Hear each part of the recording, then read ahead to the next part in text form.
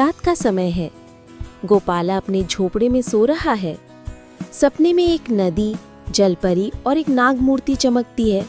जलपरी कहती है, समय आ गया है, तुम नदी पर आओ। सुबह गोपाला नदी किनारे आता है। नदी का पानी काला हो गया है। मरी हुई मछलियां तैर रही हैं। नीली रोशनी के साथ जलपरी प्रकट होती है। गोपाला से जलपरी कहती है, नदी के नीचे नागलोक का द्वार है। उसी के जहर की वजह से मछलियां मर रही हैं। अगर द्वार खुल गया तो सब कुछ नष्ट हो जाएगा।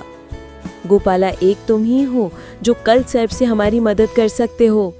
जलपरी गोपाला को एक चमकता शंख देती है और कहती है, इस शंख के बजाते ही तुम्हारे अंदर अदृश्य शक्ति जाग जाएगी।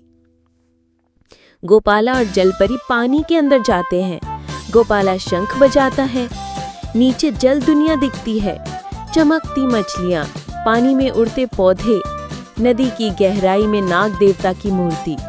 तभी एक काली परछाई, काल सर्प प्रकट होती है। गोपाला शंख बजाता है और एक नीली ऊर्जा उसे ढंक लेती है। गोपाला अब जल योद्धा रूप में बदल जाता है। वो युद्ध के लिए तैयार खड़ा होता है। जल के अंदर गोपाला और काल सर्प की लड़ाई होती है। बिजली, जादू और पानी की तरंगें टकराती हैं। गोपाला काल सर्प को हरा देता है। काल सर्प को जीवन दान देकर गोपाला द्वार बंद कर देता है और नदी से निकलकर नदी के पास आ जाता है। जलपरी नदी के तट पर आती है।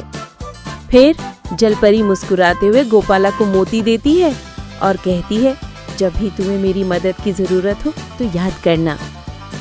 नदी का पानी साफ, पक्षी चहचहाते हैं, गांव के बच्चे खेलते हैं। जलपरी कहती है, अब तुम नदी के रक्षक हो गोपाला। अब मैं अपने लोक में जाती हूँ, फिर मिलेंगे।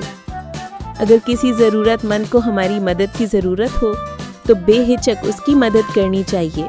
अगर कहानी पसंद आई तो लाइक एंड सब्सक्राइब करें। Thank you.